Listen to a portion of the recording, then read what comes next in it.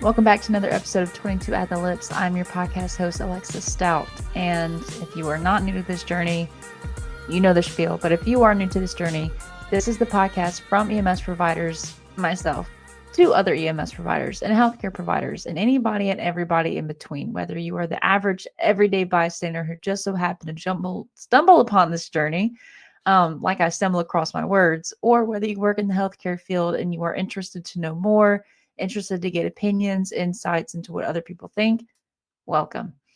So, as I say in my spiel of the intro, but I want to really emphasize on this episode, rule number one of anything you ever do, whether it's after you listen to one of my episodes or it's you listen to somebody else's podcast, you read something on the internet, whatever you got going on, follow your protocols. At the end of the day, whatever agency you work for, whatever system you work for, no matter how advanced they are, no matter how behind the ball they are in the healthcare field, you have to follow your protocols. They are the only things that have your back should things go south and you end up in the court of law. Anyways, so number one, follow your protocols. But I was reflecting because I'm coming up on either 4 or 5, I think it's 5 years of being in EMS. And that is, let me start over.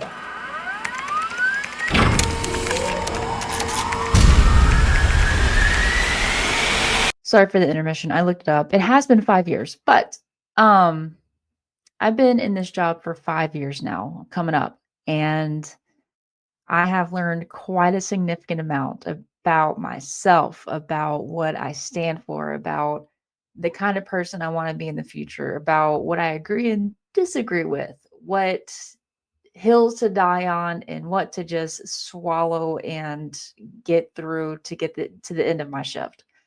Um, but I wanted to impart on some things that if I could go back and look at baby EMT Alexis, things that I wish I could tell her that I know now. And granted, I'm still new. I'm not acting like I am some wise old provider who's seen the field and has the battle scars to prove it. No, I'm still new. But the longer I've been in this field and the longer I do this, there are things that I wish I could have known then, but also I know that these things are things that like I would not have been able to fully grasp, and things that people have told me that never really sinked in and hit home until later on in the future to where I am today.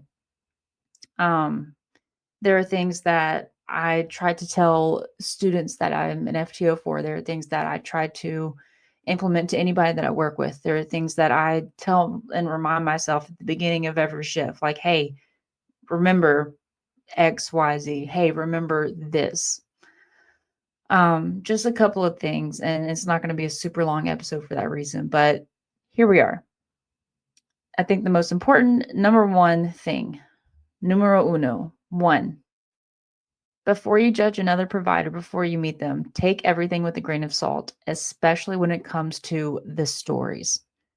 And everyone can probably recall a specific time when you're either doing shift change or you're seeing somebody in the hospital that you barely get to see on calls or anything like that. You have conversations with people outside of work even.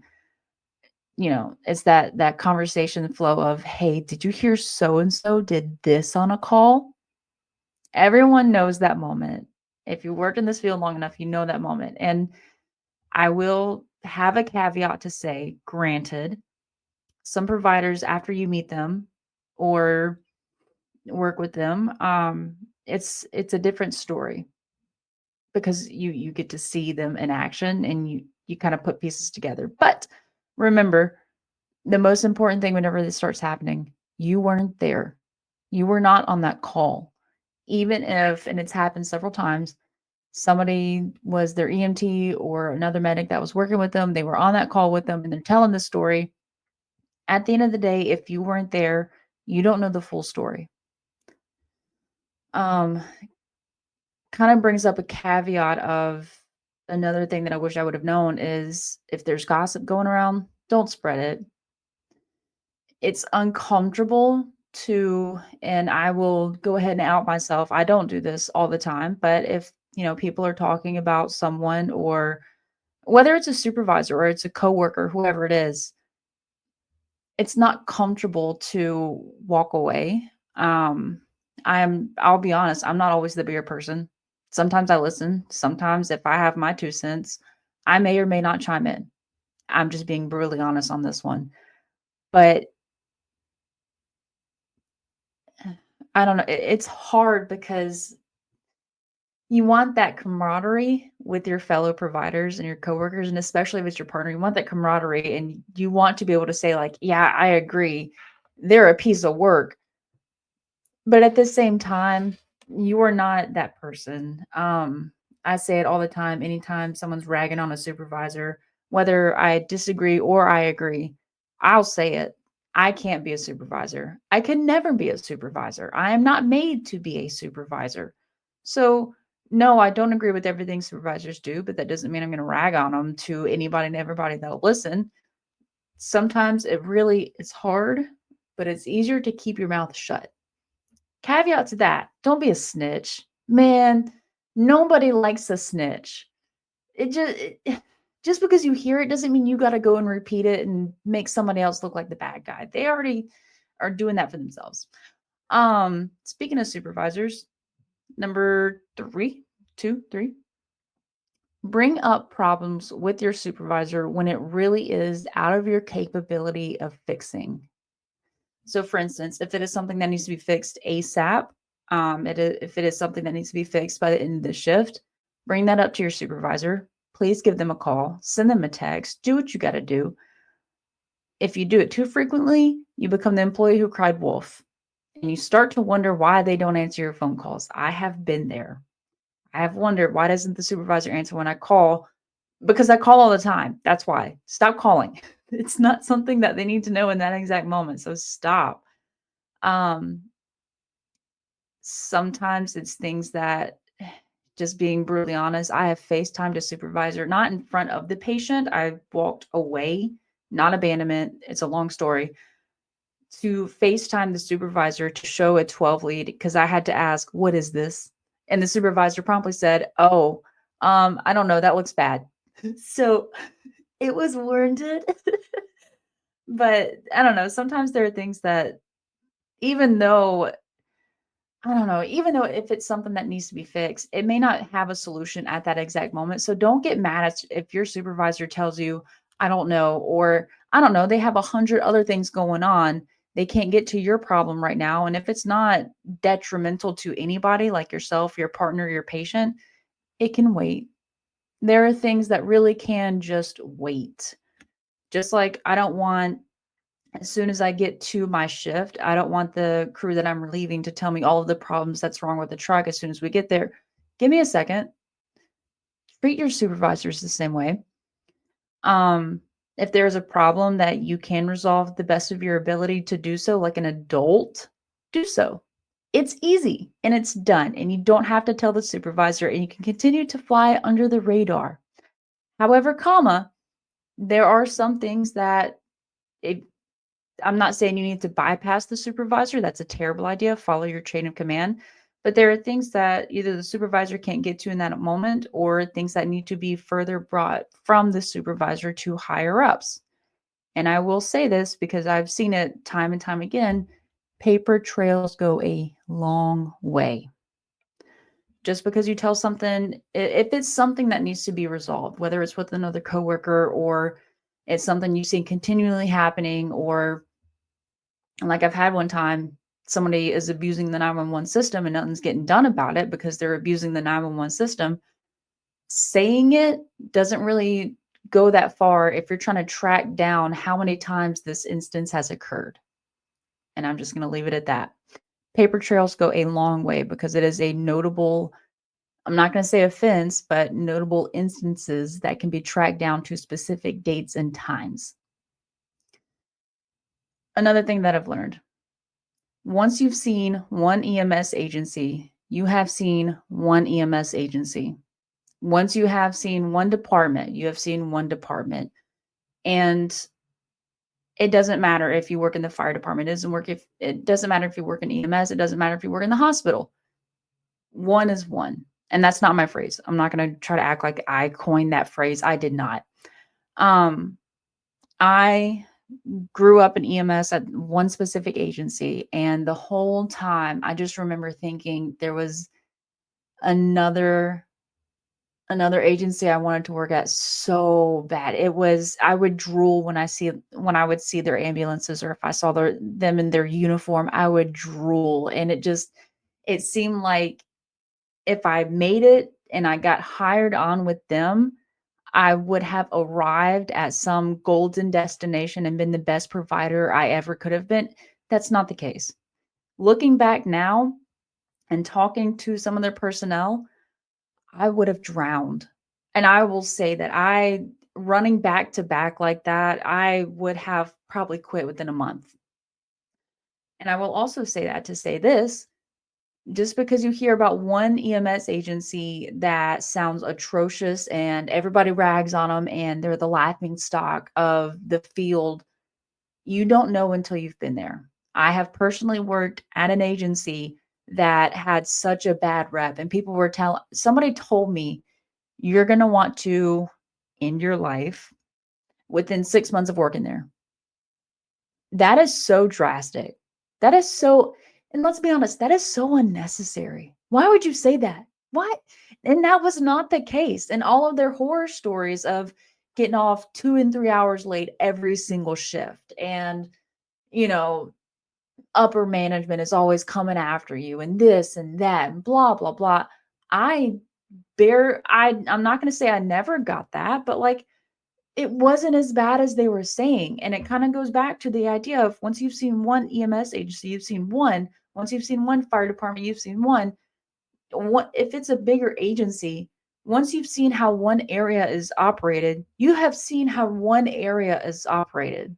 It doesn't mean that it's global for the entire company, that it's all like this. And going back to the supervisors, it matters who you're working under. And we know, if you've done this long enough, you look forward to some shifts when one supervisor is working versus another. Let's be so for real. Um, I don't know. I always go back to the idea of the grass is not always greener on the other side, because it's not. Just because you think that working at one system or one department is going to just be the end of all your problems, you are sadly mistaken. Every department, every agency has their problems. It is not, the pros and cons of one place may be better or worse than the other. That's just what it boils down to. It's not that one place is perfect and one place has it all together. You're never going to find that. And I go back to what one of my former partners had told me, it's all McDonald's. Because I was drooling about the agency that I wanted to work at. And I was like, man, if I could just work for them, I really feel like I'll be this kind of provider, and I'll be able to do this and that, and I'll be able to run these kind of calls. And he just looked at me, he's like, bro, it's all McDonald's. We all do the same thing. Granted, you have your different types of EMS, specifically agencies, where you have your private EMS, you have your municipal based EMS, you have your hospital based EMS, you have this, you have that, you have rural, you have urban. It's all different, but at the end of the day, we all do the same thing. If you do IFT only, more power to you, but I get the same ample opportunity to run 911 calls as a municipal based agency. And I don't think that me working in a hospital based agency makes me any less than the municipal based agency. Just like I don't think that municipal based agencies shouldn't run transfers, but that's not the point. Another point that I wish I would have known, you never stop learning. And that sounds cliche, but I want to give a caveat. You never stop reapplying for certifications. I remember being in EMT class and paramedic classes and going to do my clinical ride times, getting on the ambulance, really feeling like I could put my skills to use and feeling like I'm actually going to get a glimpse of what this job is. And I would look at the FTO and I just wanted to be them. I wanted, as an EMT, I wanted to be an EMT so bad. And I didn't wanna study on shift. I didn't want to, you know, have to open a book in between calls and try to study. I didn't wanna make flashcards while I was on shift doing my clinical ride, and especially when I was in paramedic school, I would look at those paramedics and almost drool. I wanted it so bad, and I really just being transparent, I wanted to be able to go to a shift and not have to study. I wanted to be able to go to a shift and just know that I have arrived, I have my patch, I am good to go. Now, granted, I don't study every single shift, but I sure as heck am listening to a podcast either on my day off or the day I'm going into work, more than likely. Um, I'm also signing up to recert myself. So, like, I am taking my BLS CPR class. I'm taking my ACLS class. I'm taking PALS. I'm doing this every other year, it feels like. I am recertifying an AMLS. I'm also trying to figure out how do I unlock that wealth of knowledge that I feel like is locked so deep down where I cannot reach it because I still, even though like looking back, I remember seeing my FTOs and I remember seeing all of these people that I'm running these calls with and thinking, even my medics that I work with. And I remember thinking, like, if I could just make it there, I still don't feel like I'm there yet. I still don't feel like I've arrived. I don't feel like I've done enough to be able to say that honestly that I can even be an FTO. I don't feel that way. Um, that's not the feedback I've gotten, thankfully, but I just I also am scared to even try to think that I could possibly be there just because once you feel like you've learned enough, you you miss out on so many opportunities to improve yourself even more so. Another thing that I wish I kind of already knew, thankfully, because of the OG partner that I had. Um, but it matters what you look like. And I have said it so many times before on this podcast. You don't have to be a CrossFit trainer. You don't have to, I mean, if you do, more power to you, but you don't have to dry clean your uniform. I will might get slack for this. You don't have to spit shine and polish your boots every single shift. If you do, that's great. I don't have those kind of boots. Mine look like tennis shoes for reasons and they're steel toed, so that's fine. But at the end of the day, you don't have to look sloppy. If you are out of breath from walking with the bags and going up a small amount of stairs, go to the gym. I'm not sorry. If I knew my mama called 911 and the medics that got there were sweating onto her, I would be so mad. And I have seen that. And I had a very, now granted, it was a very nice conversation with the medic after, but he was sweating onto the patient. Get it together. Like I'm not shaming anybody and I'm not coming after anybody, but we have got to do better. You have to have a certain amount of stamina to be able to do this job. And it doesn't come down to, oh, can you do 5 rounds of CPR in a row for 45 minutes straight? I've done that. That doesn't make me any better of a person. But I also know that, like, I may or may not go to the gym, but if I'm not able to physically do my job, that is putting a patient in harm's way. I can't run a mile right now. If I even tried, I probably could not, but I can do my job.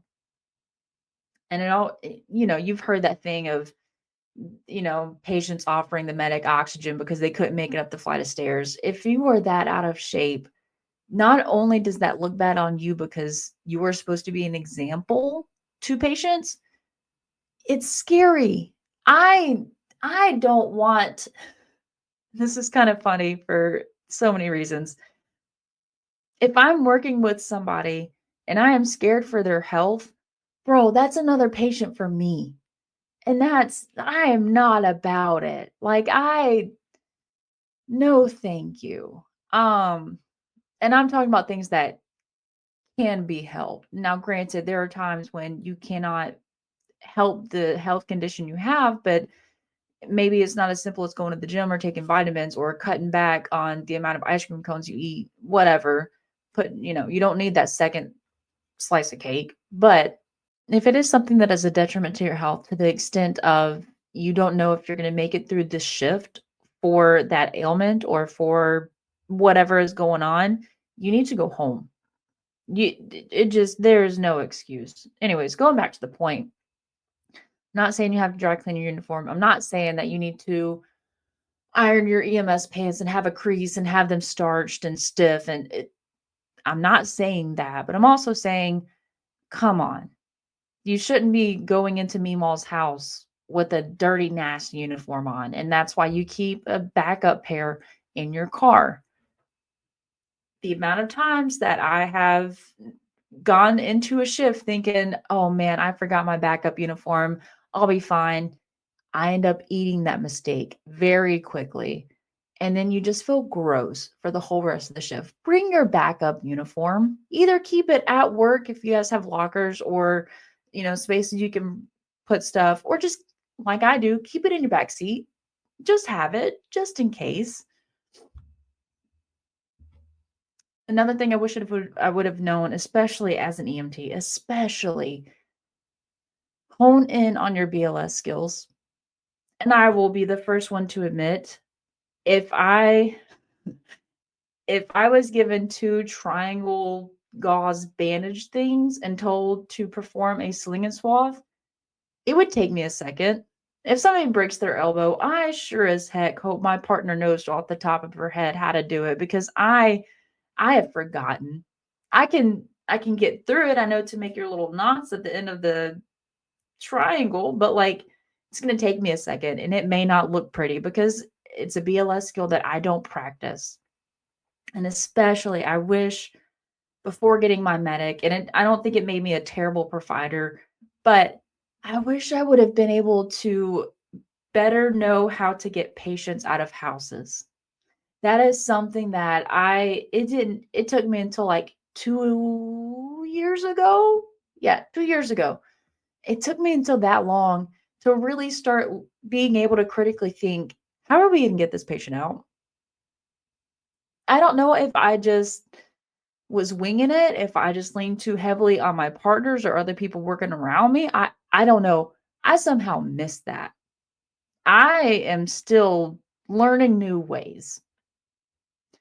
There's a lot of other BLS skills like learning how to take a manual blood pressure, knowing the correct rate and depth of chest compressions and BVMs, knowing how to put an eye gel in, knowing how to set up a saline lock for your medic, knowing how to put on a 12 lead. There are a lot of, BLS skills that you should know well before you even start paramedic school. And I kind of went the zero to hero route. I feel like I missed that a little bit, but it really helped me later on, or it would have helped me more later on if I would have had that like concrete in the cranium before getting my medic. But we live and we learn.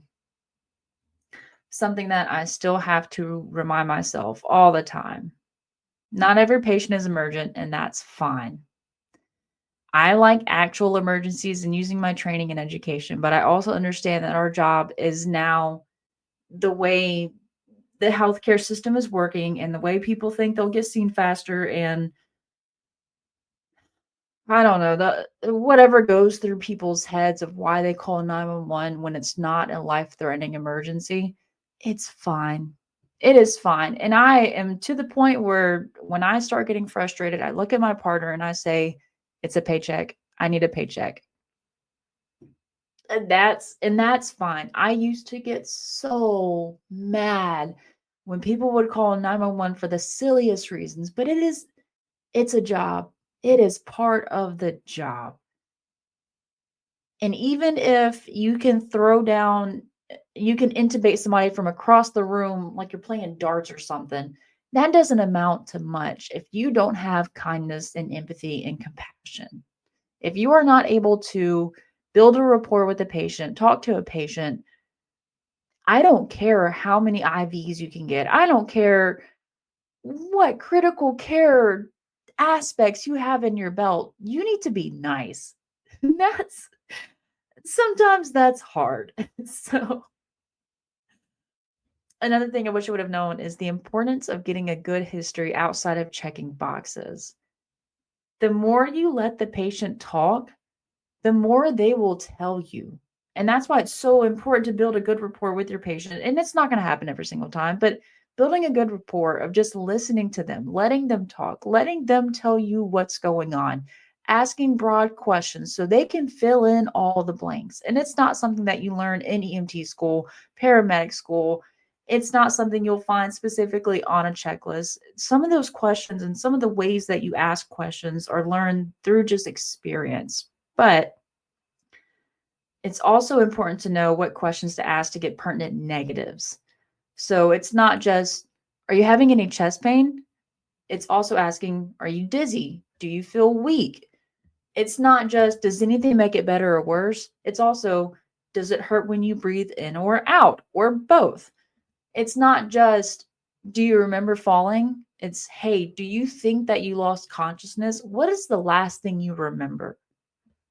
Questions like that. And it's not, like I said, it's not something that you're really going to ever learn in a classroom, or if you write down on flashcards, you'll memorize and you'll get it every, 100% every single time. But it is things that you can learn along the way. Um, this is something that people may get mad at me about, people may disagree with, people may throw arms and hands and want to come at me and burn me at the stake for, and that's fine. Not every patient needs a 4 lead or a 12 lead, and not every head injury needs a patient for, wow. Not every head injury needs a 4 lead. And I know people are going to come at me and they're going to say that I am wrong for that and that I am a terrible provider and shame on me because what if this, what if that? That's fine. You can think that. I personally will follow my protocols. Like I said, protocols are important. Why do they need a 4 lead? Why? If Meemaw fell and hit her head and she's on blood thinners, she needs to go to the hospital and get checked out. Unfortunately for her, and that's a whole other issue I'm not going to get into. But why does she need a 4 lead? What cardiac thing am I looking for? Did she fall and hit her head because she was dizzy? Okay, then I'm getting a 12 lead. Did she fall and hit her head because she was weak? Did she fall and hit her head because XYZ, whatever? But just because she tripped over the rug or on her cane and she fell and she has a goose egg on her head, it doesn't mean that I'm automatically reaching for a 4 lead. If it's just for the monitoring aspect, I'm more concerned about her pulse ox and figure out what her oxygen saturations are than I am necessarily worried about having a 4 lead for my chart. I also have learned that not every patient needs a 12 lead. Just because they said they had chest pain doesn't mean they need a 12 lead. If the chest pain has been going on for 2 weeks now and it's the same chest pain they've had for the last 2 years. And if you are that worried about it, you can ride your BLS call with your 4 lead for no reason and have the patient charged for that reason. And I'm not saying that we need to skip interventions because of money. I'm not saying that we need to skip interventions because it's, one other thing to do. And I'm not being lazy. I'm just saying I don't see the point of having a 4 lead for a head injury patient, but I am going to follow my protocols.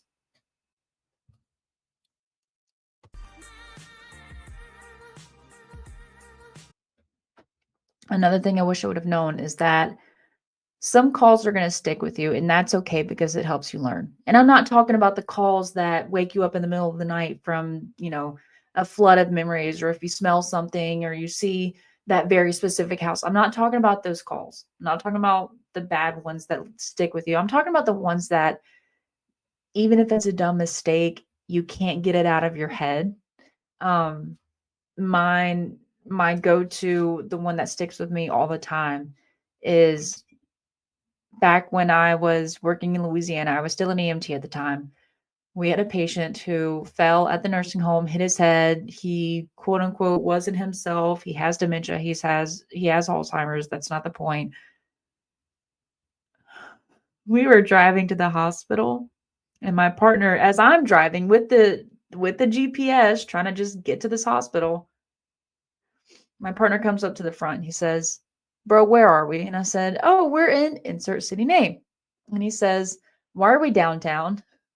And I had to look this man dead in his eyes through the rearview mirror and say, "Because I got lost." And after the call, it was a conversation that was very hard to hear of what did this patient need that I could give them? And I was trying to say medications and an IV and this and that. It wasn't any of that.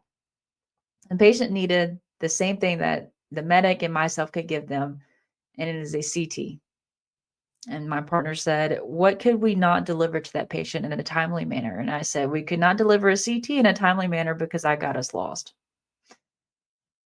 And I have learned since then to know your area. Now, granted, I am geographically challenged. I don't know why there's a disconnect when I get behind the steering wheel and start my car and when I get to my destination, but there is a disconnect. But that doesn't mean that I am not actively trying to find silly little landmarks or I'm not memorizing on the way to the call, okay, what turns did we take? I may forget them, but at least I know how to get out of the driveway, and that's a plus for me. And if you can get that road map in your head and you just know and it is deep down inside of your body of how to get places, congratulations for you. That is not me. I still struggle with directions. And I apologize for that and I detest myself for it, but that's just my reality. And yes, that is a large part of my job, and I struggle with it, but I am trying. And the last thing that I wish I would have known then that I know now, take care of yourself. I used to think that the amount of overtime that I worked would equate to me being a good provider and being better at my job and being able to know if I was made for this job and know if I was made up for whatever kind of call was going to come next and just anxiously awaiting for the next one to see is this going to be the one that I get to shine through. I would pick up so much overtime. One of the agencies that I worked at, there was no cap on how many overtime shifts in a row you could work. I worked 5 days straight, 5 24-hour shifts. Nobody told me I couldn't, and I was still new, and I decided that was the best thing for me. That was a terrible idea. Who let me do that? Shame on you. You wanna talk about being crusty and burnt out, and let's be so for real, when you're working that much overtime, and I'm not talking about 5 days in a row, I'm talking even a 48-hour shift that turns into, for whatever reason, 72, 76, whatever is the number, 86, I don't know. Math is not my strong suit at the moment, but when you're working that many hours in a row, how good are you really being at your job? And let's be so for real, are you showering? Because it's not gonna be a good shower. Nobody showers well at the station. Nobody you can't sit and take your time and shower, so you probably stink too. That's gross. And there are times when overtime is necessary. I occasionally pick up overtime when money's getting a little tight, or I have a trip coming up, or I have expenses that I know are coming up. That's the beauty of this job. We can pick up overtime whenever we want and cover our bills. That's great.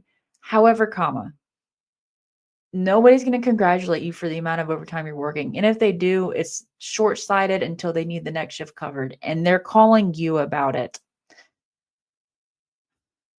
Another caveat of taking care of yourself is I work in a great agency that after a shift that was not that bad, but like it was two pretty big calls back to back. I had the supervisors and other coworkers making sure I was okay. That is so sweet. That is so kind. And I could never have asked for a better agency than where I work at now. However, my supervisors and coworkers are not driving home with me. They are not reading my thoughts as I'm just trying to get in the bed. They're not reading my thoughts as I'm showing up to the next shift. They're not in my head. They don't know what I'm really feeling or thinking or wondering or pondering about. Only you know that. Only you are able to see where you're at and feel your emotions. So at the end of the day, it doesn't matter how it it just you got to take care of yourself. You can have the best I do. the best agency in the entire world that you work for. And I'm not just saying that because they work for them. I work for this agency and people that I know listen to the podcast for whatever reason. I'm not doing that. I'm saying it because I mean it. I work in a great agency, but I also know that at the end of the day, I am the only one looking out for myself.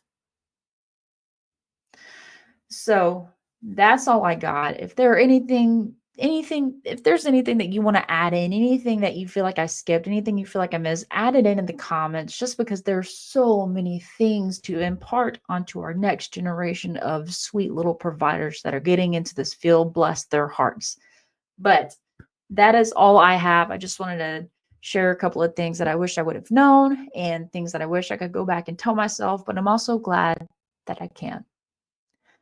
So leave a comment, drop a suggestion, do what you got to do, get info to me. It's what I'm here for. And as I end every single episode, so with that. The 22 at the Lips podcast is designed to support, not replace, the relationship that exists between a practitioner and his or her medical director. The views and opinions expressed in this podcast are those of the host, guest, and not necessarily of Master Medics. The information provided during this podcast is intended for educational and informational purposes only. It is not a substitute for your approved protocols.